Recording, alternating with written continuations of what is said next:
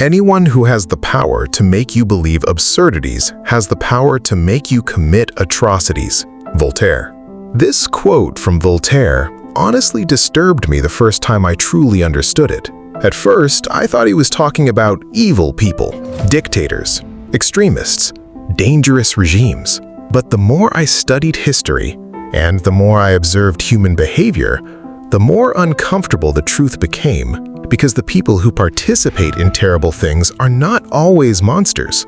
Many times they are ordinary people, parents, teachers, workers, neighbors, people who laugh, love their families, go to work, and look completely normal on the surface. And that realization forced me to ask a difficult question. How does an ordinary mind slowly become capable of defending cruelty? Voltaire's answer was terrifyingly simple.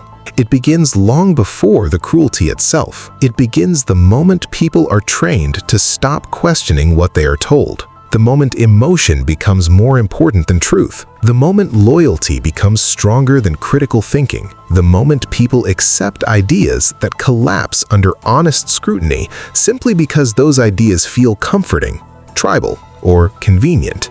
Because once someone can make you believe obvious falsehoods, the next step becomes easier than most people want to admit.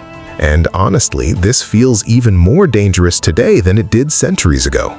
We are living in the most powerful information system in human history. Algorithms now shape what millions of people see, believe, fear, and hate.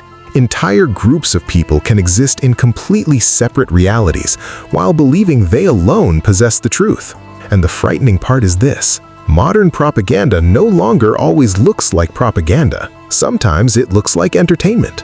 Sometimes it looks like community. Sometimes it looks like constant outrage. Sometimes it even looks like truth-telling. That's why this quote stays in my mind so often, because the greatest danger is not simply being lied to. The greatest danger is becoming emotionally attached to a lie. And if we're honest, all of us are vulnerable to that. Not just other people, us too. That's why wisdom requires something difficult.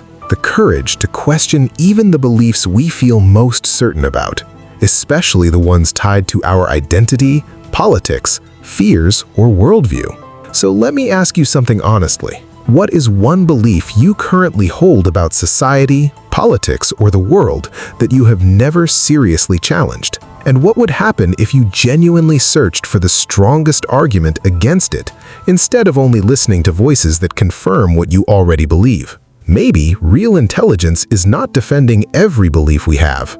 Maybe it's having the humility to examine them before someone else weaponizes them against us. Drop your thoughts below. And if this message challenged you even a little, share it with someone who values thinking deeply instead of reacting emotionally.